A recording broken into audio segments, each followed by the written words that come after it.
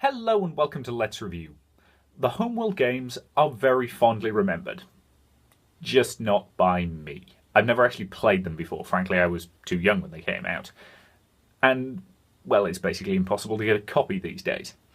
As such, when one of my viewers informed me that the Homeworld Remastered was on the way, I was a little bit excited. It sounded like a good opportunity to play a real classic. So the question becomes, does Homeworld actually hold up? Well, to answer that, we start as we always do, with the gameplay. Homeworld is a space-based, real-time strategy game that focuses on your command of a fleet. Homeworld's gameplay is controlled from here, which is a fairly standard tactical view. You can also hit the spacebar to go in a much longer range view, which allows you to view the map quite effectively. Homeworld allows you to construct sizable fleets. This is a fairly late game mission, and as such I have access to some very large and very powerful units. It's also worth noting that Strike group Homeworld allows you to cluster your units together in various formations. So for example, I have them currently heading towards capital phalanx, which as you would expect puts my capital ships towards the front, then my frigates, and then my corvettes and bombers. But I could also use fighter screens or various other formations. Certain ones are more effective with certain things. So for example, if I'm sending a bomber squadron out on their own, I tend to use the claw formation as it maximizes the amount of damage they can do to a single high-value target. Confirmed. In order to collect resources in this game, you use a resource collector and you send them to a field. Now, this field was actually caused by the destruction of the enemy capital ship. This field over here is a more standard asteroid field. Fields based on the destruction of enemy ships require your resource collectors to take the items back to the mothership. Things collected from standard asteroid fields can be dropped off at a resource controller, which can go with them. The mothership does not move. The game also features a research system. So for example, I can now research the technology I need to get the missile destroyer, which is a variant on the standard destroyer that fires long-range missiles. So I will research that. I can also access the build menu where I have access to a number of different things. So for example, these are the various styles of fighter and bomber I can build, the various corvettes, various frigates, the various capital ships, the utility ships, which includes my resource collectors and controllers, and things like probes and special items like gravity well generators. When engaging the enemy in combat, more often than not you first have to find them. However, there are some missions such as this one where our primary objective is simply to protect the fleet. If I go out hunting for the enemy, it's entirely possible that the mothership could get attacked while my fleet is away. So instead, I am going to leave my various squadrons here, and as with a lot of RTS games you can assign them to various number keys. So for example, I have my fighters and bombers on Group 1, Research Division reports it is now equipped for cloaked fighter technology. We advise commencing research immediately. Yes, thank you. My corvettes on Group 3, and my heaviest units on Group 4. Group 4. And throughout the campaign you will acquire new things you can research. So for example, I could research that cloaked fighter technology. You will notice my resource collectors are slowly making their way back to the mothership. So, given the enemy is liable to attack my mothership, I'm going to leave my heavy units on defense, and I'm going to send my lighter units, which are far, far faster, out on their own as scouts and attack fleets. So, for example, there's probably some enemies over here around these resources, because you will often find enemies near-ish to resource nodes. If I wished, I could also construct a couple of probes, which construct very quickly and are very cheap, and can be sent in a single use to a single location, where they will stay until either the mission ends or they are destroyed. The purpose of probes is pretty much what you would expect. They are there to scout enemy positions. So this one is now available. Back into zoom view, we'll actually be able to see it launch. Entering hyperspace inhibitor field. Research Should be. complete. Come on, New guys. capital ships available for construction. Probe complete. Okay, the probe should be around somewhere. I'm actually not sure where it is. That is odd. Mothership. It seems to... No, it's not detecting it. Hang on. Nope, hasn't docked or anything. Acknowledged. Right, you will notice there is an enemy resource collector here, who I might as well blow away. So I can target specifically, or I can just draw a quick box around them and tell my units to engage anything in that area, and they'll engage with highest priority first, which is usually relative to what they are particularly strong against. So for example, my bombers would automatically engage larger enemy units, while my interceptors would automatically go for their fighters. No problem. No problem. And needless to say, that fight is really one-sided. Those resource collectors do not have anything they can defend themselves with. This fleet, on the other hand, Attack can. coordinates locked in. So you'll Entering now hyperspace notice that we're going to go into an actual fight. Situation here. Drawing There's an enemy fire. carrier there, Taking hits here. so I'm going to send my bombers to attack Engage it, capital ship. while the frigates and corvettes cover them, engaging in knife fights. Now, my scout fleet here is probably outclassed by this lot. While the bombers have significant advantages against this carrier, they probably don't have the numbers necessary to overcome these various corvettes. And my bomber squadron has just been destroyed. In fact, so is my fighters, and my corvettes are getting badly ripped up. Later in the game, you will need to support your units with significant heavy firepower. So for example, if I had my destroyers in this fight, it would have gone very, very differently. However, of course, my destroyers take significantly longer to arrive at a destination. Ah, my probes have now finally deployed. Occasionally they do take a while to actually leave the mothership. But there are nice animations for each one departing, whether that be rising out of this segment here, or with the heavier units, this section here will actually break away from the mothership temporarily, and the larger ships will fly out. So I'll just demonstrate the use of a probe by sending it to there, for example. Away. And you can only move the probes once. If things are happening particularly high on the plane, so for example, if I select my second probe, I can send it Probe deployed. as high as I like, within reason, because the maps are basically spherical.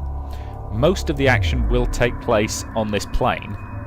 However, it's entirely possible for enemies to be higher or lower, or to come at you from different angles, various other things, based on the 3 dimensions. This can be annoying sometimes, but it does have its uses. So for example, heavier units such as destroyers tend to have less armor over the top. Surveillance data available. So if you send your ships up high, they can do slightly more damage.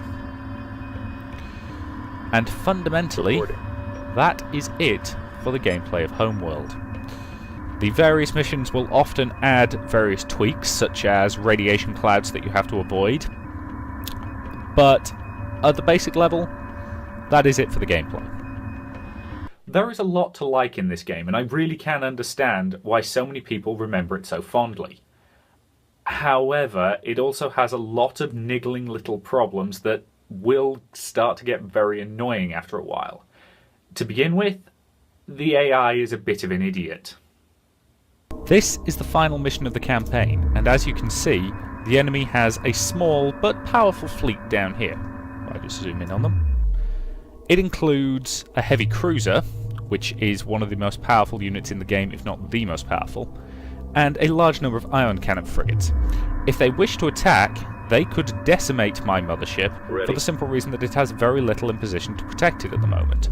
My primary fleet being over here, moving towards their base. If they chose to attack, there is no way I could defend the mothership. However, because I swarmed them earlier with a few bombers, which were quickly destroyed, that fleet has not budged an inch ever since. It will quite happily sit there, doing absolutely nothing until the end of the mission when I achieve victory by destroying their base over here. This, to me, seems like either a very stupid AI or an AI that's just glitched out. most of the time, these issues will actually work in your favour. On one mission, for example, the enemy was in a large sphere formation around the objective that I was there to destroy. And rather than collapsing the sphere in on me when I sent my fleet in, they sat there and did absolutely nothing, allowing me to blow my objective away without any difficulty. Less advantageous to you, however, are the resource issues. On some of the missions, the resource deposits are ridiculously far away. This is a pretty good example of the problems that the resource system faces sometimes. Each of these yellow dots is one of the resource nodes, and you will note how far away they are. Now, if I were to order my resource collectors to travel to the nearest one, confirmed. and I will order my resource controllers to go with them, Ready. Understood. they will take a very, very long time to get that far. Reporting. Travel time down to those nodes is somewhere in the region of 5 to 10 minutes, and those nodes will not even give the ships a full cargo hold. They will have to travel to here and to here in order to actually max out their cargo holds. That's only a few thousand resource units. Now, to put this into context, the build cost for some of my larger ships is 900, or in the case of my destroyers is 1800. On a mission such as this, that becomes extremely frustrating as you're liable to lose units very quickly and unexpectedly. The result of this is a painfully slow pace, especially later in the game, while you're just sitting there waiting for resources to collect and construction to be completed. And as a result, you will spend an awful lot of time sitting around with nothing much to do. As a result, here's a list of the few of the things I did to stop myself going mad with boredom while playing this game. Number 1. Read. Number 2. Play other video games. Number 3. Eat lunch. Number 4. Build Lego models. Number 5. Play other video games. Number 6. Write out mathematical proofs for 1 equals 0. And number 7. Achieve spiritual enlightenment. You will be doing a lot of waiting in this game. And there are also a few missions that really got on my wick, most notably one set in an asteroid field. Attack vector laid in. During this mission, you are forced to defend the mothership from incoming asteroids.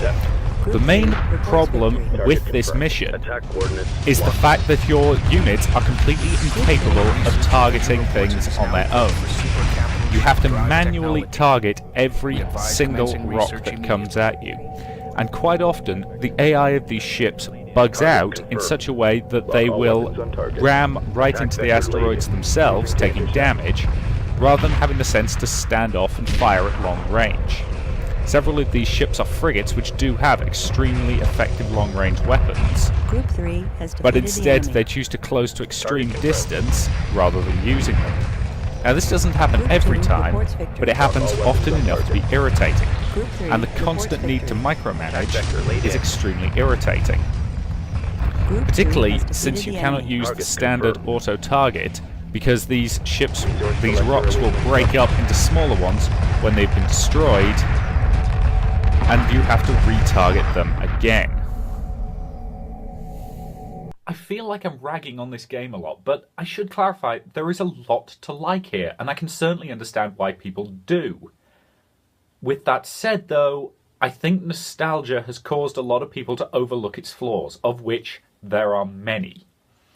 And in all honesty, I don't think it could have ever lived up to the hype. I've read so many articles about how great Homeworld was, that I don't think anything could ever have lived up to my expectations. That's not the game's fault, that's just the way it is. I don't hate Homeworld, but there were a lot of points where it did frustrate me. But I can absolutely understand why it's held up as a classic of the genre, especially given how criminally underrepresented this genre is.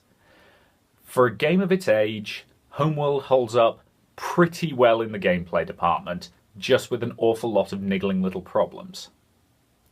The story, on the other hand...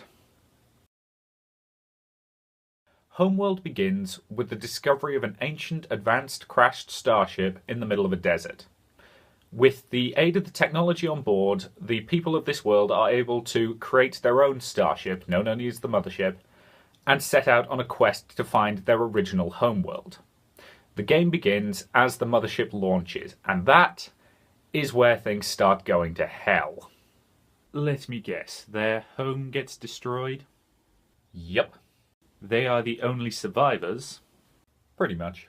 And they have to face a cruel galaxy to reach their salvation. You know, I'm not actually sure if all this was cliché back when Homeworld was made. Perhaps, but I will still hold it up to my standards as a modern release. After all, your question was, does it still hold up? True. While this is a perfectly fine, if slightly cliched setup, it all goes downhill from there. The main villains hate you because of something that your ancestors did several thousand years ago. Apparently they're still holding a grudge for whatever reason.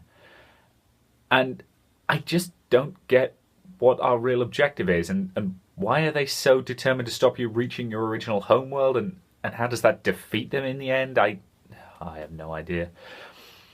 What's worse is that there are no characters. There are a few talking heads who provide exposition, but they have no personality, and I cannot become emotionally attached to a ship. Well, that is a complete lie. Alright, I will admit to loving a lot of ships, but that's because I form an emotional bond with the characters, and by extension feel their emotional bond with their ships.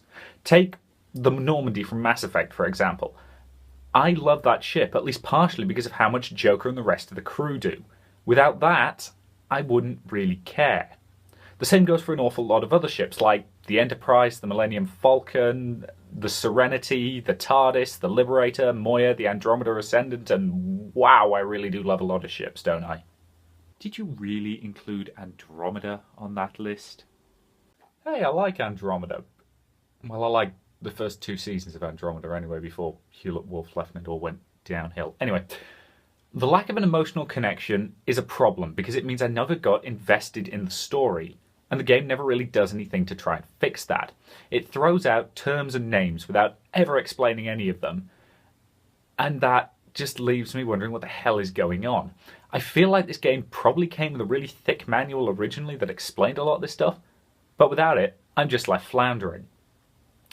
The villains are treated as though you've been aware of them for years, in spite of the fact that you're the first ship to leave your home, and you shouldn't be aware of them. And this quickly veers from interesting into annoying, and ultimately to boring.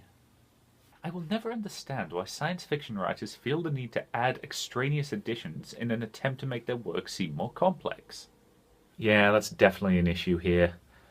All of the additional enemies just detract from the main villains, drawing attention away from them, and as a result they are so unmemorable that I can't even remember their name. Overall, Homeworld's story is a massive disappointment, and that's again at least partially because it was built up so much for me. So many people seem to regard Homeworld as this great classic tale, but I just don't see it. To me, Homeworld's story is simply a badly told mess. The ship design in this game is pretty good. You can tell all of your various units apart at a quick glance, and you can almost always tell the same for the enemies. Each enemy faction also has a certain unity to its design that you can tell they're all part of the same faction. Unfortunately though, a lot of these unit designs are fairly generic, and there's nothing that really makes any of them feel alien, for want of a better word. I think there was more that could have been done in the design work here to really distinguish some of these groups. The graphical overhaul that this game received was most certainly a very impressive job. The texture work on the ships is pretty damn solid, all of them look really nice, the weapon effects are really good, and the backgrounds are gorgeous. And on the occasions when you're actually in orbit of a planet, oh boy do they look beautiful. The only weak link in the graphical department, in my opinion, is actually the effect used for the hyper jumps, which just, it looks a little bit flat to me. You know, I might have liked to see some distortion around the edges or maybe some fluctuations in the field itself, but I'll take what I can get. Overall, the graphics are pretty damn good, and the game runs very smoothly without any major technical issues. The music for this game is bloody gorgeous. Despite my problems with the rest of the game, I can wholeheartedly say that the music lived up to the hype that people had placed on it. It is one of the best OSTs I have ever heard. The voice acting, on the other hand, is a little bit bland. Now, don't get me wrong, with the script they were working with, even the best voice actors in the world probably couldn't have made it that interesting. But what we have is a little bit flat. But given the age of the various recordings involved, frankly, I think the sound team did one hell of a job cleaning them all up and making them sound pretty damn presentable. So, did I enjoy Homeworld Remastered? In spite of a lot of problems, yes, I actually did. Should you buy it? Homeworld is a game with a lot of flaws, but I can absolutely understand why so many people remember it so fondly. In such a criminally underrepresented genre, it's no surprise that people hold up something as perfect and forget about those flaws. But honestly, I don't think that those flaws do break the game in any crucial ways. Homeworld Remastered also comes with a remastering of the sequel, Homeworld 2. So as such, I'm going to put off my official recommendation until next week, when we look at Homeworld 2 Remastered. Now, if you'll excuse me, I need to figure out where the heck I'm going to put this. I'll see you later.